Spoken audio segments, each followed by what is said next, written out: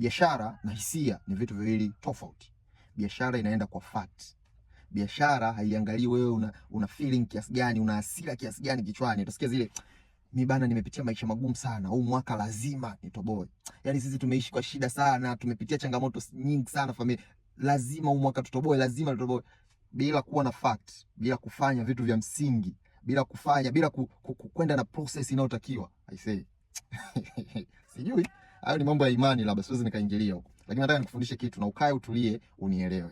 Kanuni ya universe, watu waliosoma falsafa wananielewa, au wanaofuatilia, sababu siku hizi unasoma darasani lakini uko mdau unafuatilia mitandaoni na nini, mtanielewa kitu. Input unayoingiza sehemu ndio output itakayotoka, hata iweje. Piga ua. Ukiwekeza ubaya sehemu, ndio maana nakwambia kuna kitu kinaitwa karma. Ukiwekeza sana ubaya utakulipa. Ukiwekeza wema utakulipa. The same kwa biashara. Ukiwekeza nguvu, ukiinvest kwa nguvu, ukawekeza moyo wako na akili yako na ufahamu wako na nafsi yako kwenye biashara yako, alafu hapo ni mwanzo, hapa katikati ukaja ile investment uliyoiweka ukaiwekea discipline hapa katikati. Nakupa somo kubwa sana, nisikize. Umeanza kuwekeza nguvu kubwa kwenye mwanzo hapa, investment kubwa, umewekeza jasho lako lote, alafu ile jasho lako ukalitreat kwa discipline, nidhamu. Nielewe kitu, nidhamu. Sio kama tunalala. Alafu baadaye huku mwisho kabisa ile output itakayotoka, matokeo yatakayotoka yataendana na hii nguvu uliowekeza, sio hisia zako. Sio maisha mliopitiaga, sijui mlikula ugali na chumvi. Hiyo biashara yu yaisikii hicho kitu. Ni sisi binadamu tutakuonea huruma na kukusikiliza na kujali. Biashara na maisha ya utafutaji hayajali. Maisha haya tunaoishi hayajali wewe ulipitia shida kiasi gani. Nidhamu, wekeza nguvu, wekeza muda. Does and don't.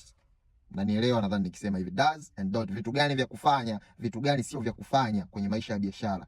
Nini ufanye, nini usifanye ndio kitatafsiri. Sio kama ndio kitaleta matokeo sahihi, ndio kitakufikisha unapotaka. Ambao wamepiga hatua, ambao wamefanikiwa na Mungu amewasaidia kupiga hatua, wanaelewa hili jambo. Imani ni nzuri.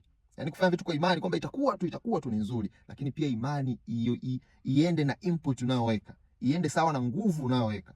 Wewe unasema kila siku mimi namuamini Mungu, tatoboa tu, tafika tu. Na watu wanaosema hivyo kila siku wanasema hivyo, tatoboa nitafika. Weka nguvu. Tumia muda wako, wekeza akili yako, jasho lako lote likae sehemu. Ndio maana matajiri wana hasira sana. Na tunaona kama ni wabaguzi. Ni hamna watu na appreciate kama matajiri.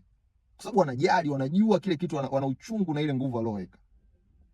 Sasa chagua wewe, endelea kuwa na hisia na hasira na manunguniko yasiyo na msingi. Wakati huo muda ungewekeza kubuni, ungewekeza nguvu, ungewekeza kujiongeza, ungewekeza kila namna ya ubunifu, ili mradi tu usogee mbele. Na huo ubunifu ukishawekeza, unauwekea discipline, una nidhamu ya hali ya juu, unakuwa una bidii sana, alafu baadaye matokeo yatakuja vile sasa ulivyokuwa unahisi kichwani.